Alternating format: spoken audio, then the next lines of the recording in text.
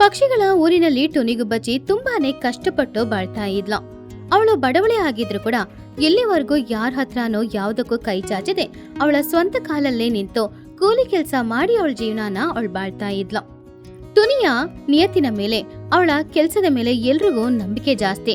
ಟುನಿ ಆ ದಿನ ಯಾರ ಹೊಲಕ್ಕೆ ಹೋದ್ರೂ ಅಲ್ಲಿ ಕೆಲ್ಸ ಚೆನ್ನಾಗಿ ನಡೆಯುತ್ತೆ ಅನ್ನೋದು ಆ ಹೊಲದ ಯಜಮಾನ್ರ ನಂಬಿಕೆಯಾಗಿತ್ತು. ಹೀಗಿರುವಾಗ ಒಂದಿನ ಟುನಿಗುಬ್ಬಚ್ಚಿ ಅವಳ ಮನೆ ಹೊರಗಡೆ ಕೂತ್ಕೊಂಡಿದ್ದಾಗ ಅಲ್ಲಿಗೆ ಲೂಸಿ ಪಾರಿವಾಳ ಬಂದ್ಲು. ಆವಾಗ ಲೂಸಿ ಟುನಿಯ ಹತ್ತಿರ, ತುನಿ, ಇವತ್ತು ನಮ್ಮ ಹೊಲದಲ್ಲಿ ಕದ್ರು ಕುಯ್ಯುವ ಕೆಲ್ಸ ತುಂಬಾನೇ ಇದೆ. ನೀನು ನಮ್ಮ ಹೊಲಕ್ಕೆ ಕೆಲ್ಸ ಮಾಡ್ಲಿಕ್ಕೆ ಬರ್ತೀಯಾ? ಆವಾಗ ಟುನಿ ಲೂಸಿ ಹತ್ರ, ಖಂಡಿತ ಲೂಸಿ, ನೆನ್ನೆನೆ ನನ್ನ ಹೊಲದಲ್ಲಿದ್ದ ಕೆಲ್ಸ ಎಲ್ಲ ಮುಗಿಸ್ದೆ. ಖಂಡಿತವಾಗಿ ನಾಳೆ ಕೆಲ್ಸ ಇದ್ರೆ ಬರ್ತೀನಿ.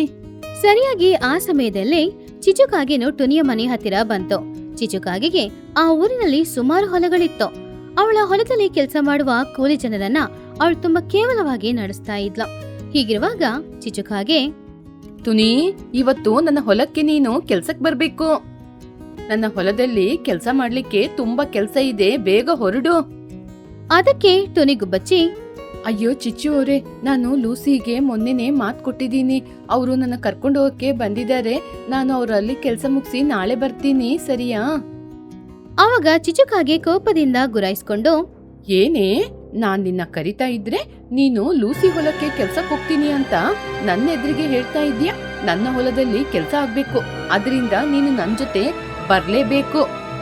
ಆವಾಗ ಲೂಸಿ ಪಾರಿವಾಳ ಮಧ್ಯದಲ್ಲಿ ಬಂದು, ಅದೇನ್ ಚಿಚ್ಚು ಹಾಗೆ ಹೇಳ್ತಾ ಇದೀಯಾ?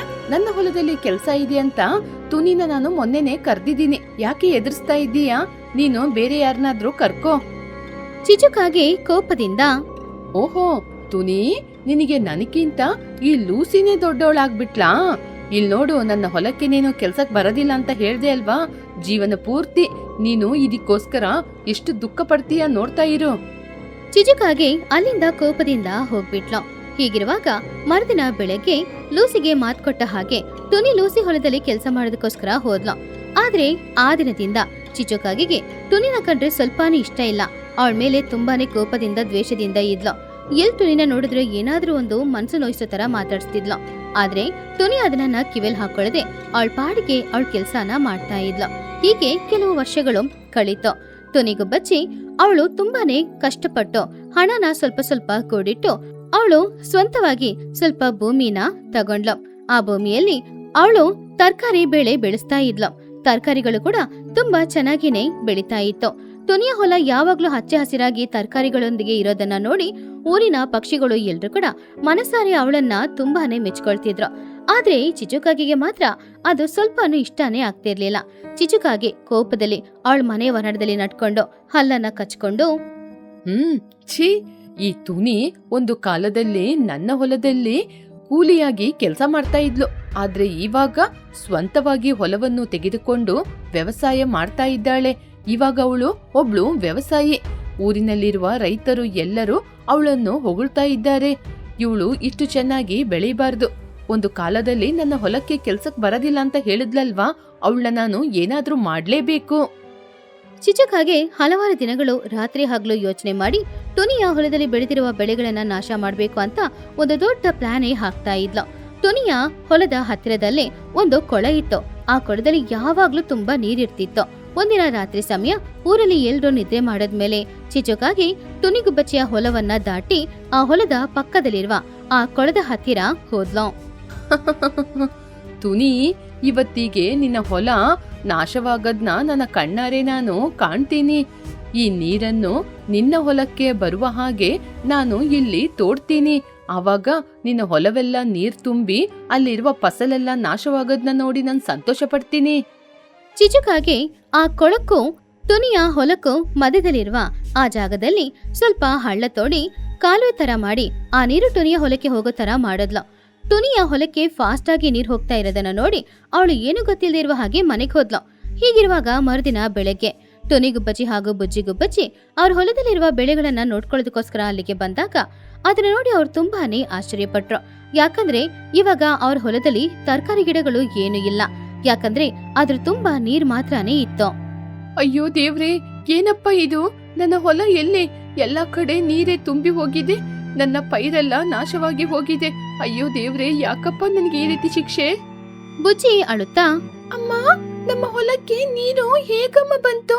ನಿನ್ನೆ ತನಕ ನಮ್ಮ ಹೊಲ ಚೆನ್ನಾಗಿದ್ದಾನೆ ಇತ್ತು. ಒಂದೇ ರಾತ್ರಿಯಲ್ಲಿ ಈ ರೀತಿ ಪರಿಸ್ಥಿತಿ ಬಂದಿದೆ. ನಾವಿವಾಗ ಏನಮ್ಮ ಮಾಡೋದು?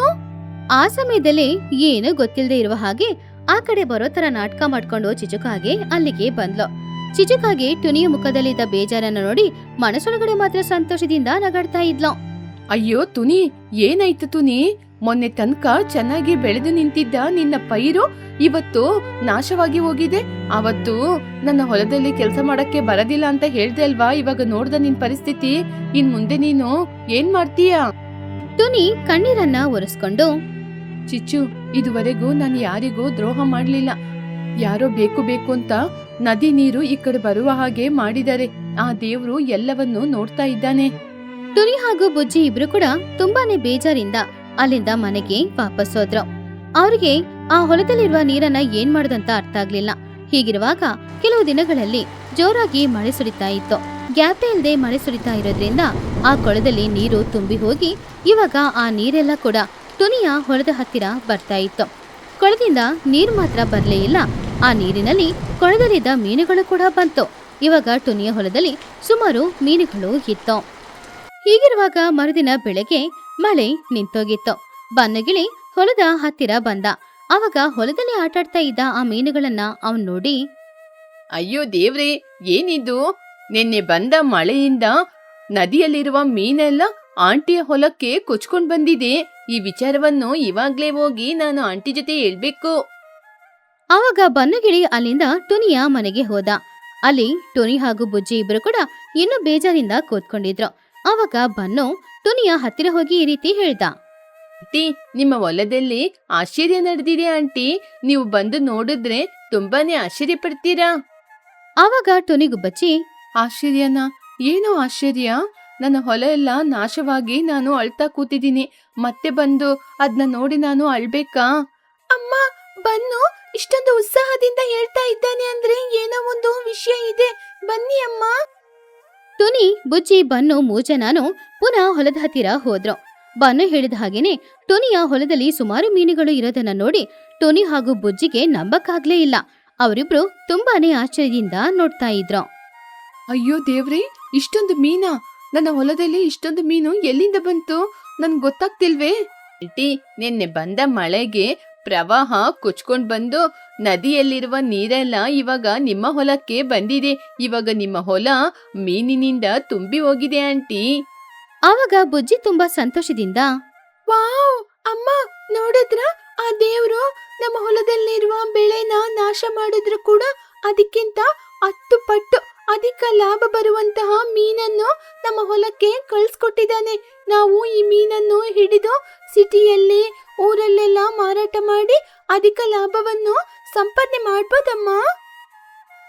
ಟುನಿ ಕಣ್ಣಲ್ಲಿ ಕಣ್ಣೀರೊಂದಿಗೆ, ಹೌದು ಬುಜ್ಜಿ, ಒಬ್ರು ನಮಗೆ ಕೆಟ್ಟದು ಮಾಡ್ಬೇಕು ಅಂತ ಆಲೋಚನೆ ಮಾಡಿದ್ರೆ ಆ ಕೆಟ್ಟದಿಂದನೇ ಇವತ್ತು ನಮಗೆ ಒಳ್ಳೇದಾಗಿದೆ. ಆ ದೇವ್ರು ನಮ್ನ ಯಾವತ್ತೂ ಕೈ ಬಿಡೋದಿಲ್ಲ. ನಾವು ಯಾವತ್ತೂ ಯಾರಿಗೂ ಯಾವ ದ್ರೋಹನೂ ಮಾಡಿಲ್ಲ. ಹಾಗೆ ಟುನಿ ಹಾಗೂ ಬನ್ನು ಬುಜ್ಜಿ ಎಲ್ರು ಕೊಕ್ಕರೆಗಳನ್ನ ಬರಕ್ಕೇಳಿ ಆ ಕೊಳದಲ್ಲಿರುವ ಮೀನುಗಳನ್ನ ಬಲೆ ಹಾಕಿ ಹಿಡಿದ್ರು. ಆ ಕೊಕ್ಕರೆಗಳು ಹಿಡಿದುಕೊಟ್ಟ ಆ ಮೀನುಗಳನ್ನೆಲ್ಲ ಊರಿನ ಒಳಗಡೆ ತಗೊಂಡು ಹೋಗಿ ಅವರು ವ್ಯಾಪಾರ ಮಾಡಕ್ಕೆ ಶುರು ಮಾಡಿದ್ರು. ಮೀನುಗಳೆಲ್ಲ ತುಂಬಾ ದೊಡ್ಡದಾಗಿ ಫ್ರೆಶ್ ಆಗಿರೋದ್ರಿಂದ ಎಲ್ರು ಟುನಿ ಹತ್ರನೇ ಮೀನುಗಳನ್ನ ತಗೊಂಡ್ರು. ಟುನಿ ಒಂದೇ ದಿನದಲ್ಲಿ 10,000 ರೂಪಾಯಿ ಸಂಪಾದನೆ ಮಾಡಿದ್ಲು. ಅದನ್ನ ನೋಡಿ ಬುಜ್ಜಿ ಹಾಗೂ ಟುನಿ ತುಂಬಾ ಸಂತೋಷ ಪಟ್ರು. ಈ ವಿಷಯ ಮೇಲೆ ಚಿಚುಕಾಗಿಗೂ ಕೂಡ ತಿಳಿತು. ಟುನಿ ಜೀವನನ ಹಾಳು ಮಾಡ್ಬೇಕು ಅಂತ ಅಂದ್ಕೊಂಡು ಚಿಚು ಮಾಡಿದ ಒಂದು ಕೆಲಸ ಇವಾಗ ಅವಳ ಜೀವನದಲ್ಲಿ ತುಂಬಾ ಸಂತೋಷನ ಕೊಟ್ಟಿತ್ತು. ಅದು ಚಿಚಿಗೆ ಸ್ವಲ್ಪನೂ ಇಷ್ಟ ಆಗ್ಲೇ ಇಲ್ಲ. ಅವಳು ಕೋಪದಿಂದ ಮನೇಲಿದ್ದ ವಸ್ತುಗಳನ್ನೆಲ್ಲ ನೆಲದ ಮೇಲೆ ಹಾಕಿ ಒಡೆದಾಕಿದ್ಲು. ಅಯ್ಯೋ ದೇವ್ರೇ, ಆ ತುನಿ ನಾಶವಾಗೋಗ್ಬೇಕು ಅಂತ ನಾನು ನದಿಯ ನೀರನ್ನ ಅವಳ ಹೊಲಕ್ಕೆ ಬಿಟ್ರೆ ಆ ನದಿ ನೀರಿನ ಮೂಲಕನೇ ಇವತ್ತು ಅವಳು ದೊಡ್ಡ ಅದೃಷ್ಟಶಾಲಿಯಾಗಿ ಬದಲಾಗಿದ್ದಾಳೆ. ಅವಳು ಇನ್ನು ಉತ್ತುಂಗಕ್ಕೆ ಹೋಗ್ತಾ ಇದ್ದಾಳೆ. ನನ್ನಿಂದ ನೋಡಕ್ಕಾಗಲ್ಲ, ನಾನು ಜೀವಂತವಾಗಿರಲ್ಲ.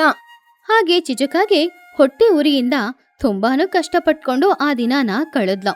ಹೀಗಿರುವಾಗ ಮರುದಿನ ಬೆಳಗ್ಗೆ ಟುನಿ ಹಾಗೂ ಬುಜ್ಜಿ ಇಬ್ರು ಸುಮಾರು ಮೀನುಗಳನ್ನು ಹಿಡ್ಕೊಂಡು ವ್ಯಾಪಾರಕ್ಕೆ ಬಂದ್ರು.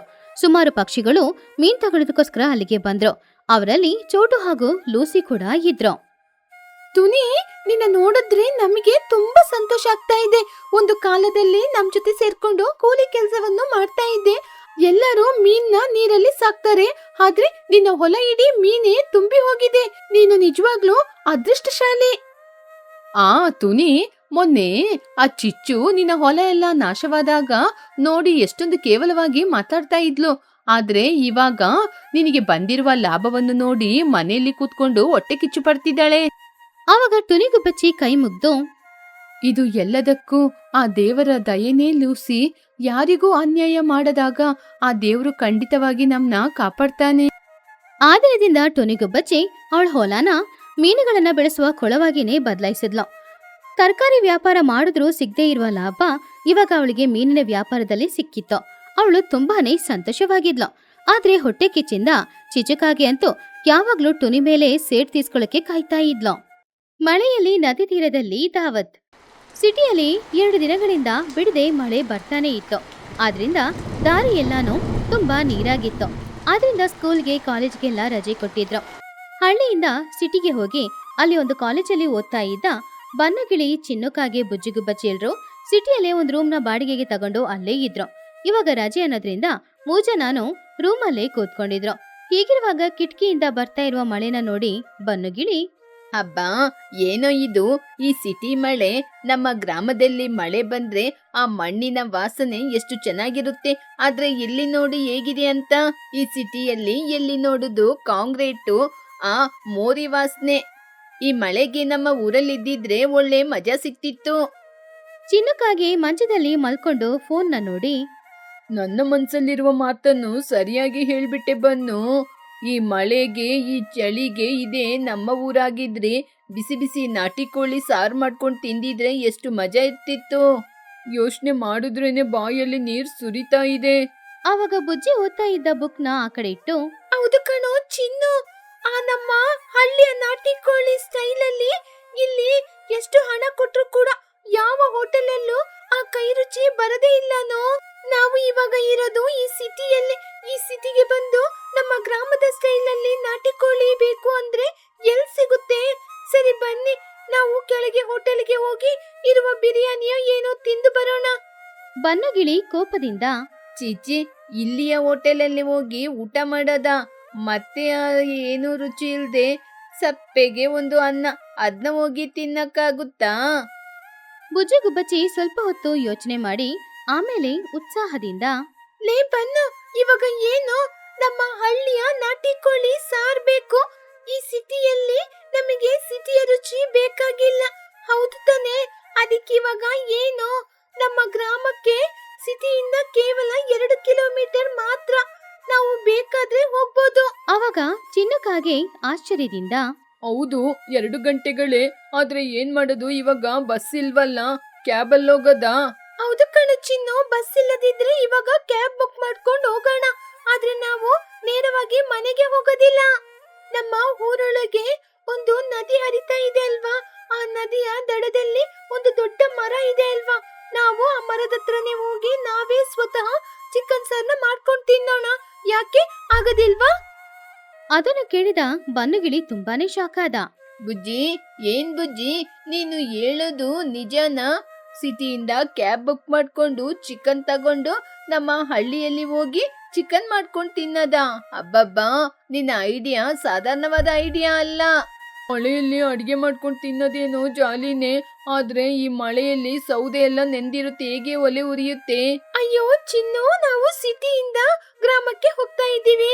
ಹೋಗೋ ದಾರಿಯಲ್ಲಿ 2 ಕೆಜಿ ಚಿಕನ್, ಅದಕ್ಕೆ ಬೇಕಾದ ಮಸಾಲೆ, ಹಾಗೇನೆ ದಾರಿಯಲ್ಲಿ ಹೋಗ್ತಾ ಹೋಗ್ತಾ ಒಣಗಿದ ಸೌದೆ ಎಲ್ಲ ತಗೊಂಡೋಗೋಣ. ಆ ನಂತರ ಅಲ್ಲೇ ಹೋಗಿ ಎಲ್ಲ ಕೆಲಸವನ್ನು ಮಾಡ್ಕೊಂಡು ತಿಂದು ಬರೋಣ. ನೀವು ಬೇಕಾದ ಕೆಲಸವನ್ನು ಮಾಡಿ, ನಾನು ಕ್ಯಾಬ್ನ ಇವಾಗ್ಲೇ ಬುಕ್ ಮಾಡ್ತೀನಿ. ಏನಂತೀರಾ, ಓಕೆನಾ? ಬನ್ನು ಸಂತೋಷದಿಂದ, ವಾವ್ ಬುಜ್ಜಿ, ಇನ್ನು ಯಾಕೆ ತಡ ಮಾಡೋದು? ಇಷ್ಟು ದಿನಗಳಲ್ಲಿ ಇವತ್ತೇ ನಾವು ಒಂದು ಸರಿಯಾದ ಕೆಲಸವನ್ನು ಮಾಡ್ತಾ ಇದ್ದೀವಿ. ಬನ್ನಿ ಎಲ್ಲರೂ ಹೊರಡೋಣ.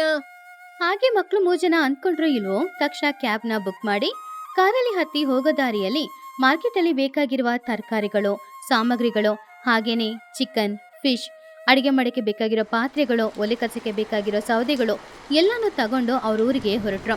ಹಾಗೆ ಸ್ವಲ್ಪ ಸಮಯದಲ್ಲಿ ಅವರ ಊರಿನ ಗಡಿಯಲ್ಲಿರುವ ಒಂದು ಕೊಳದ ತೀರದಲ್ಲಿ ಕಾರ್ ಬಂದು ನಿಂತ್ಕೊಳ್ತು. ಕಾರು ಊರೊಳಗಡೆ ಹೋಗ್ಲೇ ಇಲ್ಲ. ಅಲ್ಲೇ ಬುಜ್ಜಿ ಗುಬ್ಬಚ್ಚಿ ಆ ಕಾರಿಂದ ಇಳಿದು ಹೊರಗಡೆ ಬಂದ್ಲು. ವಾವ್, ನೋಡಿದ್ರ ನಮ್ಮ ಗ್ರಾಮದಲ್ಲಿ ಸ್ವಚ್ಛವಾದ ಗಾಳಿ, ಮಳೆ, ಈ ಪರಿಸರವನ್ನು ನೋಡುವಾಗ ಸಿಟಿಯಲ್ಲಿ ನಾವು ಪಟ್ಟ ಕಷ್ಟ ಎಲ್ಲ ನಾವು ಮರೆತೇ ಹೋಗ್ಬಿಡ್ತೀವಿ. ಚಿನ್ನು ಎಲ್ಲ ಸಾಮಾನು ತಗೊಂಡು, ಹೌದು ಬುಜ್ಜಿ, ವ್ಯೂ ತುಂಬಾನೇ ಚೆನ್ನಾಗಿದೆ. ಆ ಆಲದ ಮರದ ಕೆಳಗೆ ಹೋಗಿ ಅಡಿಗೆ ಮಾಡೋಣ. ಅಲ್ಲಿ ಮಳೆ ಡೈರೆಕ್ಟ್ ಆಗಿ ಬೀಳೋದಿಲ್ಲ. ಬನ್ನಿ, ಎಲ್ಲ ತೆಗೆದುಕೊಂಡು ಹೋಗಿ ಅಲ್ಲೇ ಅಡಿಗೆ ಮಾಡ್ಬೋದು. ಚಿಚ್ಚು, ನೀನು ಹೋಗಿ ಒಲೆನ ಉರ್ಸಕ್ಕೆ 3 ದೊಡ್ಡ ದೊಡ್ಡ ಕಲ್ಲುಗಳನ್ನು ತೆಗೆದುಕೊಂಡು ಬಾ. ಬುಜ್ಜಿ, ನೀನು ಹೋಗಿ ಮಾಂಸನ ಶುದ್ಧವಾಗಿ ತೊಳ್ಕೊಂಡು ಬಾ. ನಾನು ಹೋಗಿ ಒಲೆ ಕಸ್ಲಿಕ್ಕೆ ಬೇಕಾದ ಸೌದೆಯನ್ನು ತಗೊಂಬರ್ತೀನಿ. ಹಾಗೆ ಮಕ್ಕಳು ಎಲ್ರು ಕೂಡ ಕಾರಿಂದ ಅವರ ಎಲ್ಲ ಸಾಮಗ್ರಿಗಳನ್ನ ಹೊರಗಡೆ ತೆಗೆದ್ರು. ಒಬ್ರು ನಾನ್ ವೆಜ್ನ ವಾಶ್ ಮಾಡ್ತಾ ಇದ್ರೆ ಇನ್ನೊಬ್ರು ಸೌದೆಗಳನ್ನ ತಗೊಂಡು ಬಂದು ಒಂದು ಮಣ್ಣಿನ ಒಲೆನ ತಯಾರು ಮಾಡಿ ಅಲ್ಲಿ ಒಲೆ ಕತ್ಸಿದ್ರು. ಆಮೇಲೆ ಎಲ್ರೂ ಸೇರ್ಕೊಂಡು ಒಟ್ಟಿಗೆ ಕೂತ್ಕೊಂಡು ತರಕಾರಿ ಎಲ್ಲಾನು ಕಟ್ ಮಾಡಿಕೊಂಡು ಸಂತೋಷವಾಗಿ ಅಡಿಗೆ ಮಾಡಕ್ ಶುರು ಮಾಡಿದ್ರು. ಲೇ ಬನ್ನು, ಮಳೆ ಜೋರಾಗಿ ಬರ್ತಾ ಇದೆ. ನೀನು ಹೋಗಿ 2 ಈರುಳ್ಳಿ, ಟೊಮೆಟೊ ಎಲ್ಲ ಕ್ಲೀನ್ ಆಗಿ ಕಟ್ ಮಾಡ್ಕೊಂಡ್ ಬಾರೋ. ಬನ್ನಗಿಳಿ ಒಲೆ ಕಚ್ಕೊಂಡು ಹಾಡ್ ಹಾಡ್ಕೊಂಡು, ಮಳೆ ಮಳೆ ಬೇಗ ಬಾ, ಚಿಕನ್ನನ್ನು ತಗೊಂಬ. ಲೇ ಚಿನ್ನು, ಆ ಬೆಳ್ಳುಳ್ಳಿ ಶುಂಠಿ ಪೇಸ್ಟ್ನ ಕೊಡೋ. ಆವಾಗ ಚಿನ್ನುಕಾಗೆ, ಅಬ್ಬಬ್ಬ, ಲೇ ಬನ್ನು, ಆ ಶುಂಠಿ ಬೆಳ್ಳುಳ್ಳಿ ಈರುಳ್ಳಿ ಪೇಸ್ಟು ಎಣ್ಣೆಯಲ್ಲಿ ಉರಿಯುವಾಗ ಅದರಲ್ಲಿರುವ ಘಮ ಸುವಾಸನೆ ಇದೇ ತಾನೇ ಕಣ ನಾವು ಮಿಸ್ ಮಾಡಿದ್ದು. ಬುಜ್ಜಿಗು ಬಜ್ಜಿ ಚಿಕನ್ ಪೀಸಸ್ನ ಪಾತ್ರೆಯಲ್ಲಿ ಹಾಕಿ, ಹೌದು ಕಣೋ ಬನ್ನು, ನಾವಿವಾಗ ಉಪ್ಪು, ಅರಿಶಿನ ಹುಡಿ, ಖಾರ ಹುಡಿ ಎಲ್ಲ ಹಾಕಿ ಒಂದು ಅರ್ಧ ಗಂಟೆ ಬೇಯಲಿಕ್ಕೆ ಬಿಟ್ರೆ ಒಳ್ಳೆ ಗ್ರೇವಿ ಆಗುತ್ತೆ. ಆಮೇಲೆ ಊಟ ಮಾಡ್ಬೋದು. ನೀನು ಹೋಗಿ ಚಾಪೆ ಹಾಕು, ಅಷ್ಟರಲ್ಲಿ ಅಡಿಗೆ ರೆಡಿ ಆಗುತ್ತೆ, ಊಟ ಮಾಡೋಣ. ಹಾಗೆ ಮಕ್ಕಳು 3 ಜನ ತುಂಬಾನು ಉತ್ಸಾಹದಿಂದ ಹಾಡ್ ಹಾಡ್ಕೊಂಡು ಡ್ಯಾನ್ಸ್ ಮಾಡ್ಕೊಂಡು ಮಾತಾಡ್ಕೊಂಡು ಚಿಕನ್ ಸಾರು ಮಾಡ್ತಾ ಇದ್ರು. ಸ್ವಲ್ಪ ಸಮಯದಲ್ಲಿ ಚಿಕನ್ ಸಾರು ಕುದಿಯಕ್ಕೆ ಶುರುವಾಯಿತು. ಮುಚ್ಚಳ ಓಪನ್ ಮಾಡಿದಾಗ ಆ ಸಾರಿನ ವಾಸನೆ ಎಲ್ಲ ಕಡೆನೂ ಹರಡ್ತು. ಏ ಬುಜ್ಜಿ, ಸಾರು ಎಷ್ಟು ಚೆನ್ನಾಗಿ ಘಮ ಅಂತ ಸುವಾಸನೆ ಬರ್ತಾ ಇದೆ. ಆ ಗ್ರೇವಿ ನೋಡಿದ್ರೆ ಎಷ್ಟೊಂದು ಖುಷಿಯಾಗುತ್ತೆ. ಮಾಂಸ ಎಲ್ಲ ಚೆನ್ನಾಗಿ ಬೆಂದಿರಬೇಕು. ಇನ್ನೂ ನನ್ನಿಂದ ತಡ್ಕೊಳಕ್ಕಾಗಲ್ಲ, ನಂಗೆ ಊಟ ಕೊಡಿ. ಆವಾಗ ಬುಜ್ಜಿ ಆ ಪಾತ್ರೆನ ತೆಗೆದು ಚಾಪೆ ಮೇಲೆ ಇಟ್ಟು, ಏ ಚಿಚ್ಚು ಬನ್ನು, ನಾವು ಸಿಟಿಯಿಂದ ಬಂದಿದ್ದಕ್ಕೆ ಸಾರ್ಥಕ ಆಯ್ತು. ಸರಿ ಸರಿ ಬನ್ನಿ, ಇಲ್ಲಿ ಕೂತ್ಕೊಳ್ಳಿ, ನಾನು ನಿಮ್ಮಿಬ್ಬರಿಗೂ ಬಡಿಸ್ತೀನಿ. ಹಾಗೆ ಮಕ್ಕಳು 3 ಜನ ಪ್ಲೇಟ್ ತಗೊಂಡು ಬಂದು ಬಿಸಿ ಬಿಸಿಯಾಗಿ ಅನ್ನ ಹಾಕೊಂಡು ಸಾರು ಇಕ್ಕೊಂಡು ಚೆನ್ನಾಗಿ ಊಟ ಮಾಡ್ಬೋದು ಅಂತ ಅಂದ್ಕೊಳ್ತಾ ಇದ್ದ ಸಮಯದಲ್ಲಿ ಇದ್ದಕ್ಕಿದ್ದಂತೆ ಮೆಲ್ಲೆ ಬರ್ತಾ ಇದ್ದ ಮಳೆ ಇವಾಗ ತುಂಬ ಜೋರಾಗಿ ಬದಲಾಯಿತು. ಅದು ಅಲ್ಲದೆ ಗುಡುಗು ಮಿಂಚು ಬೇರೆ ಜಾಸ್ತಿ ಆಗ್ತಾನೆ ಇತ್ತು. ಸಂತೋಷವಾಗಿ ಕೂತ್ಕೊಂಡು ಊಟ ಮಾಡೋಣ ಅಂದ್ಕೊಳ್ತಿದ್ದ ಮಕ್ಕಳ ಮನಸ್ಸಿಗೆ ಇವಾಗ ತುಂಬಾನು ನೋವಾಯಿತು. ಲೇ ಬನ್ನು, ಏನೋ ಗಾಳಿ ಒಮ್ಮೆಲೆ ಜಾಸ್ತಿ ಜೋರಾಗಿ ಬರ್ತಿದೆ. ಆವಾಗ ಬನ್ನು ಬೇಜಾರಿಂದ, ಹೌದು ಕಣೋ, ಚಾಪೆನೇ ಆರಿ ಹೋಗ್ತಿದೆ, ಆ ಪಾತ್ರೆನ ಹಿಡಿಯೋ. ಬೀಸ್ತಾ ಇದ್ದ ಜೋರಾದ ಗಾಳಿಗೆ ಅಲ್ಲಿದ್ದ ಮಣ್ಣು, ಎಲೆ ಎಲ್ಲಾನು ಹಾರ್ಕೊಂಡು ಹೋಯ್ತು. ಆವಾಗ ಆ ಗಾಳಿಯಲ್ಲಿ ಅಲ್ಲಿದ್ದ ಚಾಪೆ ಕೂಡ ಹಾರ್ಕೊಂಡು ಹೋಯ್ತು. ಚಾಪೆ ಹಾರಿದಾಗ ಆ ಚಾಪೆ ಮೇಲೆ ಇಟ್ಟಿದ್ದ ಚಿಕನ್ ಸಾರಿನ ಪಾತ್ರೆನೂ ಹಾಗೇನೆ ಕೆಳಗಡೆ ಬಿದ್ದೋಯ್ತು. ಅದರಲ್ಲಿದ್ದ ಚಿಕನ್ ಸಾರು ಪೀಸು ಎಲ್ಲಾನು ಕೆಳಗಡೆ ಬಿದ್ದೋಯ್ತು. ಬೀಸ್ತಾ ಇದ್ದ ಗಾಳಿ ಇನ್ನೂ ಸ್ವಲ್ಪ ಕೂಡ ಕಡಿಮೆ ಆಗಲಿಲ್ಲ. ಪಾಪ ಬುಜ್ಜಿ ಅದೆಲ್ಲವನ್ನು ನೋಡಿ ತುಂಬಾ ಬೇಜಾರಿಂದ, ಅಯ್ಯೋ ನಮ್ಮ ಚಿಕನ್ ಸಾರು, ದೇವ್ರೇ ಏನಪ್ಪ ಇದು. ಆವಾಗ ಬನ್ನಗಿಳಿ ಕೆಳಗಡೆ ಬಿದ್ದ ಆ ಸಾರನ್ನ ನೋಡಿ, ಅಯ್ಯಯ್ಯೋ ಅಯ್ಯಯ್ಯೋ, ನಾವು ಮಾಡಿದ ಚಿಕನ್ ಸಾರು ನೀರಲ್ಲಿ ಬಿದ್ದೋಯ್ತಲ್ವಾ, ಎಲ್ಲನೂ ಮಣ್ಣಿನ ಪಾಲಾಯ್ತು ಬುಜ್ಜಿ. ಆವಾಗ ಚಿನ್ನು ತುಂಬಾ ಕೋಪದಿಂದ, ಲೇ ಬನ್ನು, ಪಾತ್ರೆನ ಇಟ್ಕೊಂತ ನಾನು ಹೇಳಿದ್ರೆ ಯಾಕೋ ಇಟ್ಕೊಂಡಿಲ್ಲ, ಇಲ್ಲಿ ನೋಡು ಎಲ್ಲ ಚೆಲ್ಲೋಯ್ತು ಇವಾಗ. ಬನ್ನು ಇನ್ನು ಕೋಪದಿಂದ, ಏನೋ ನಾನು ಸರಿಯಾಗಿ ತಾನೇ ಇಟ್ಟಿದ್ದು, ಈ ಬುಜ್ಜಿನೇ ಪಾತ್ರೆನ ಕ್ರಾಸ್ ಆಗಿ ಇಟ್ಕೊಂಡಿದ್ದು, ಅದಕ್ಕೆ ಚಾಪೆ ಹಾರಿ ಹೋಗುವಾಗ ಪಾತ್ರೆ ಕೂಡ ಚೆಲ್ಲಿ ಹೋಯಿತು. ಎಲ್ಲದಕ್ಕೂ ಕಾರಣ ಈ ಬುಜ್ಜಿನೇ. ಆವಾಗ ಬುಜ್ಜಿಗೂ ಬಜ್ಜಿ ತುಂಬಾ ಬೇಜಾರಿಂದ, ಚೀಚಿ ಯಾಕ್ರೋ ನೀವಿಬ್ರು ನನ್ನ ಹೇಳ್ತಾ ಇದ್ದೀರಾ? ಸಿಟಿಯಿಂದ ನಾನು ಕಷ್ಟಪಟ್ಟು ನಿಮ್ಮನ್ನ ಕರ್ಕೊಂಡ್ ಬಂದಿದ್ದೀನಿ, ನೀವು ನೋಡಿದ್ರೆ ನನ್ನಿಂದಲೇ ಆಯ್ತು ಅಂತ ಹೇಳ್ತಿದ್ದೀರಾ? ಗಾಳಿ ಬಂದಿದ್ದಕ್ಕೆ ಆರೋಗಿದ್ದು ನಂದೇನ್ ತಪ್ಪಿದೆ? ಹಾಗೆ ಮಕ್ಕಳು 3 ಜನ ಕೂಡ ಆ ಮಳೆಯಲ್ಲಿ ಒದ್ದೆಯಾಗಿ ಸಾರು ವೇಸ್ಟ್ ಆಗಿ ಹೋಯ್ತಲ್ವಾ ಅನ್ನುವ ಬೇಜಾರಿಂದ ಒಬ್ರನ್ನ ಒಬ್ರು ಬೈಕೊಂಡು ಒಬ್ರ ಮೇಲೆ ಒಬ್ರು ಆರೋಪ ಹೊರಿಸ್ಕೊಂಡು ತುಂಬಾ ದೊಡ್ಡದಾಗಿ ಜಗಳ ಮಾಡ್ತಾ ಇದ್ರು. ಹಾಗೆ ಅವರೆಲ್ಲರೂ ಜಗಳ ಮಾಡ್ತಾ ಇದ್ದಾಗ ಸ್ವಲ್ಪ ದೂರದಲ್ಲಿ ಚಿಚುಕಾಗೆ ಆವಾಗ್ಲೇ ಹಸಿಗೆ ಹಾಕೋದಕ್ಕೋಸ್ಕರ ಹುಲ್ಲನ್ನ ಕಿತ್ಕೊಂಡು ಹೋಗೋದಕ್ಕೋಸ್ಕರ ಬಂದಿತ್ತು. ಆ ಸಮಯದಲ್ಲಿ ಆ ಮಳೆಯಲ್ಲಿ ಯಾರೋ ಮಕ್ಕಳು ಮಾತಾಡುವ ಶಬ್ದ ಅವಳ ಕಿವಿಗೆ ಬಿತ್ತು. ಆವಾಗ ಚಿಚುಕಾಗೆ ಆ ಶಬ್ದವನ್ನ ಕೇಳಿ, ಅರೆ, ಏನಿದು? ಇಂಥ ಮಳೆಯಲ್ಲಿ ನದಿ ಹತ್ರ ಯಾರು ಕಿರ್ಚ್ತಾ ಇರೋದು? ಈ ಧ್ವನಿನ ಎಲ್ಲೋ ಕೇಳ್ದಂಗಿದೆ. ಅರೆ, ಇದು ನನ್ನ ಚಿನ್ನುವಿನ ಧ್ವನಿ. ಅವನು ಸಿಟಿಯಲ್ಲಿದ್ದಾನೆ, ಇಲ್ಲಿ ಹೇಗೆ ಕೇಳುತ್ತೆ? ಹಾಗೆ ಚಿಚುಕಾಗೆ ಕೈಯಲ್ಲಿ ಆ ಛತ್ರಿನ ಹಿಡ್ಕೊಂಡು ಶಬ್ದ ಯಾವ ಕಡೆ ಬರ್ತಾ ಇದೆಯೋ ಆ ಕಡೆ ಹೋಯ್ತು. ಆ ಸಮಯದಲ್ಲಿ ಮರದ ಕೆಳಗಡೆ ಯಾರೋ 3 ಮಕ್ಕಳು ನಿಂತ್ಕೊಂಡು ಒಬ್ರನ್ನ ಒಬ್ರು ಬೈಕೊಂಡು ಜಗಳ ಮಾಡ್ತಾ ಇದ್ರು. ಆವಾಗ ಚಿಚ್ಚು ಹತ್ತಿರ ಹೋಗಿ ನೋಡಿದಾಗ ಗೊತ್ತಾಯ್ತು ಅದು ಬುಜ್ಜಿ, ಬನ್ನು, ಚಿನ್ನು ಅನ್ನೋದು. ಅರೆ, ಚಿನ್ನು, ಬುಜ್ಜಿ, ಬನ್ನು, ಏನ್ರೋ ಈ ಮಳೆಯಲ್ಲಿ ನೀವೇನ್ ಮಾಡ್ತಾ ಇದ್ದೀರಾ?